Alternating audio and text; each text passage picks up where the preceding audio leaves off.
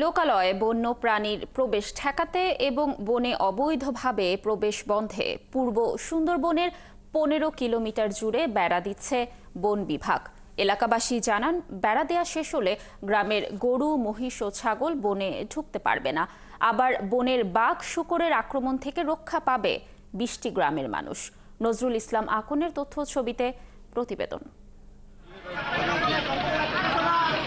সুন্দরবনের বাঘ সুরক্ষা প্রকল্পের আওতায় ২০২৪ সালের আগস্টে সুন্দরবন পূর্ব বন বিভাগ বাগেরহাটের চাঁদপাই ও শরণখোলা রেঞ্জ এলাকায় ১,৮৭,০০০ টাকা ব্যয়ে নাইলনের বেড়া দেওয়ার কাজ শুরু করে। এরই মধ্যে ১০ কিলোমিটার এলাকায় খুঁটি ও ৫ কিলোমিটার এলাকায় নেট বসানো হয়েছে। এলাকাবাসী বলছেন, এতে নিরাপত্তা পাবে ৩০,০০০ মানুষ। তারা আরও জানান, পূর্ব সুন্দরবনের এককালীন খরস্রোতা ভোলা নদী শুরু হয়ে গেছে। কোথাও কোথাও গ্রাম আর বন সম্পূর্ণ মিলে গেছে। এতে করে বাঘ, হরিণ, শূকর, সাপ যত্রতত্র গ্রামে ঢুকে পড়ে, ফসল নষ্ট করে। অনেক সময় বাঘ হত্যা করা হয়। এসব পরিস্থিতিতে বেড়া দেওয়ার সিদ্ধান্ত নেয় বন বিভাগ।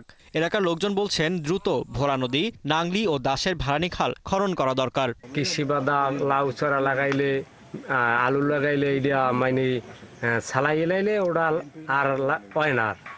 তারপরে দেখা যাচ্ছে নদী দিয়া কাটা হয়েছে, যদি এটা একটু কাট দিয়া ফেলায় তাহলে আর একটু আমাকে উপকার হয়।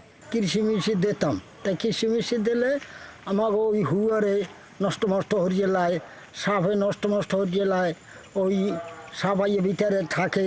পূর্ব সুন্দরবনের চাঁদপাই রেঞ্জের ধানসাগর স্টেশন অফিসার বিপুলেশ্বর দেবনাথ জানান, জীববৈচিত্র্য ও বনে কর্মরতদের জন্য এই বেড়া উপকারী হবে। হরিণ এবং বাঘ লোকালয়ে আসতে পারবে না, এবং লোকালয় থেকে কোনো গরু, ছাগল বনে ঢুকতে পারবে না। তবে এটা নির্ভর করবে পাবলিকের জনসচেতনতার উপর, ওরা যদি ফেন্সিংটা নষ্ট না করে। আগামী ৮ই জুন এই বেড়া নির্মাণের কাজ শেষ হওয়ার কথা। ফারদিন নীরব, ৭১।